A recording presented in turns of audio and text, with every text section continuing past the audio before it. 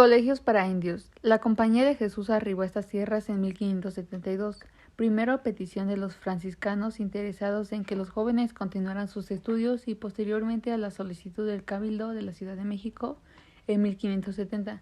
Cabildo es un conjunto de sacerdotes que son miembros de una catedral o colegiata. Estos religiosos en sus crónicas señalan que fueron enviados por su vida ejemplar y santas costumbres, así como para que ayudasen en la instrucción y conversión de los indios, ya que se le reconocía a la compañía su grandeza de letras y doctrina, suma erudición y trato grave, espiritual y serio. Erudición es un saber profundo de un tipo de conocimientos y especialmente en los referentes a disciplinas literarias e históricas.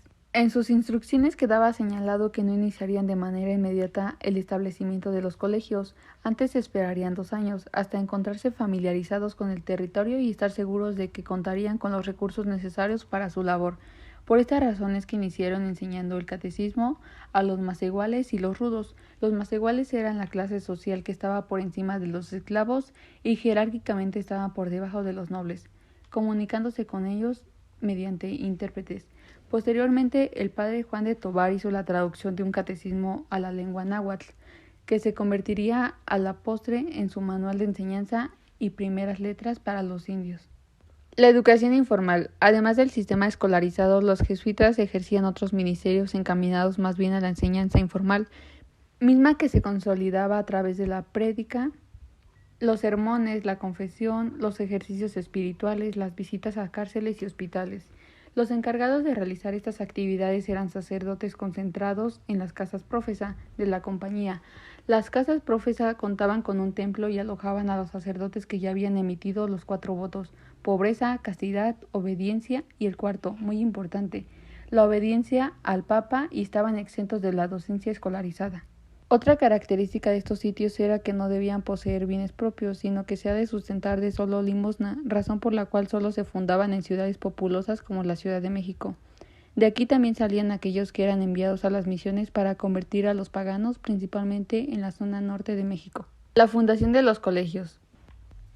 Pasando los 2 años, la compañía inició aquella tarea para la que fue convocada, la buena educación de los jóvenes, mediante la apertura de escuelas públicas que pretendían acabar así con la ociosidad y los vicios de los mismos.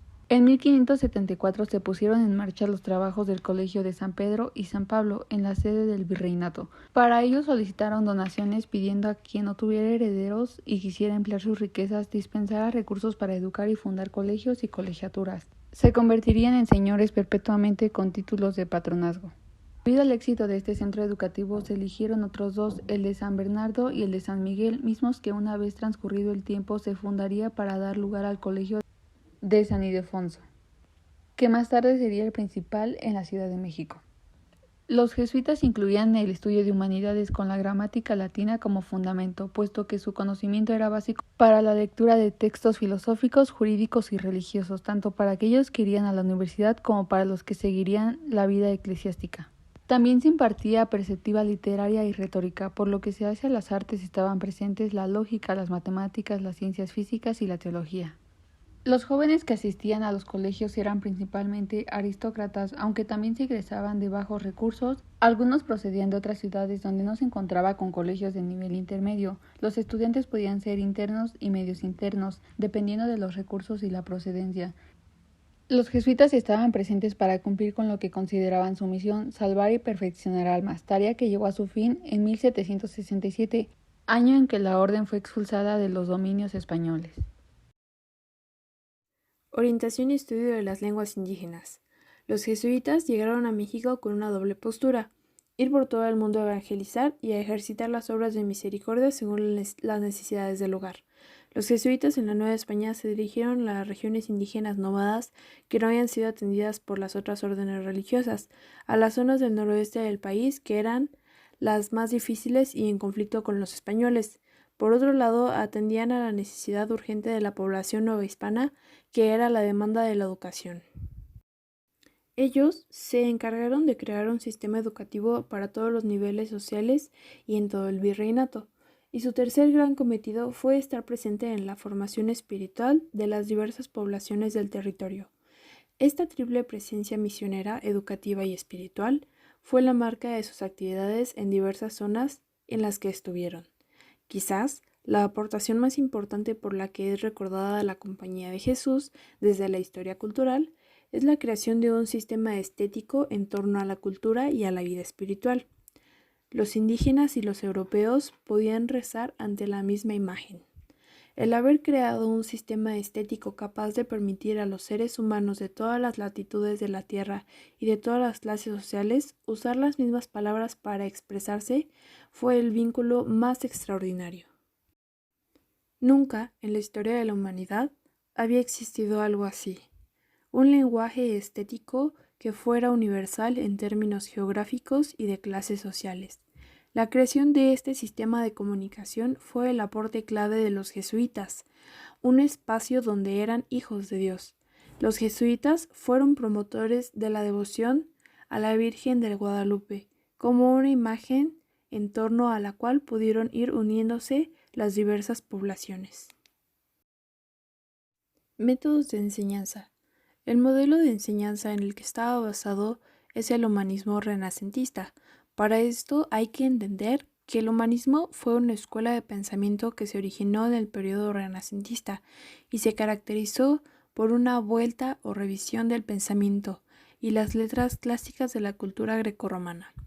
Y el Renacimiento es una etapa histórica posterior a la época medieval, y su característica principal fue resurgir de las artes, las ciencias y el pensamiento crítico. Para promover las enseñanzas a los indígenas, trataron de usar varios símbolos y creencias, con el fin de que se sintieran cómodos y adoptaran con más facilidad la cultura nueva. Se les impartía latín, gramática, filosofía y humanidades, principalmente la teología. En torno a la educación hubo un elemento muy importante, la construcción de las redes sociales entre los diversos sectores. Las congregaciones marianas eran asociaciones de carácter colectivo que agrupaban a personas según el modelo de la sociedad novohispana, ya sea indígenas, esclavos, caballeros o españoles, y a cada uno de estos grupos se les daban mecanismos para vincularse unos con otros. Dentro de la educación colonial existían diferencias en la estructura social en la que vivían, que determinaban los diferentes sistemas educativos a los que debían de pertenecer, con sus correspondientes institucionalizaciones. A su vez, esos sistemas educativos reforzaron la estratificación de la estructura social. Tomando en cuenta sus destinatarios, la educación colonial podía clasificarse en tres: educación indígena, educación del blanco y educación del negro y el pardo. Dentro de la educación indígena existían tres instituciones que fueron los mecanismos básicos de la educación indígena. Estaban los frailes, que desde el inicio acompañaban a los expedicionarios que veían al Nuevo Mundo, teniendo como función organizar los primeros centros de evangelización de la población aborigen. Los principales preceptos a enseñar eran el buen vasallo del rey, el buen cristiano y un buen productor. Esta educación fue el instrumento más importante para la conquista pacífica y la sumisión política de los indígenas. Después estaba la encomienda. Pronto, la labor educativa del fraile fue organizado de una forma más sistemática, donde las intencionalidades religiosas y políticas se integraban con los intereses económicos. En este sentido, la encomienda fue la institución más importante. La finalidad educativa de la encomienda era apartar a los indios de sus vicios, instruirlos en los buenos usos y costumbres, enseñarles la religión cristiana, enseñarles a vivir política, que era la convivencia ciudadana, y obligarlos a servir a los españoles. Y por último estaban las misiones. El fracaso de la encomienda como fórmula de cristianizar al indio, así como la disposición de las órdenes religiosas dispuestas a desarrollar su apostolado en América, fueron factores que provocaron el establecimiento del sistema misional.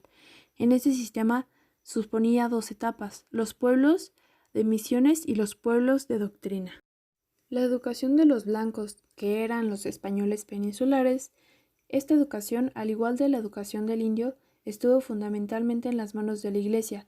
Hubo maestros particulares, no pertenecientes a las instituciones eclesiásticas, pero estos fueron los menos y en su orientación y contenidos dependían de la Iglesia. El sistema escolar actual aparece ya básicamente estructurado en la colonia y sus 3 niveles de las primeras letras, gramática y universidad.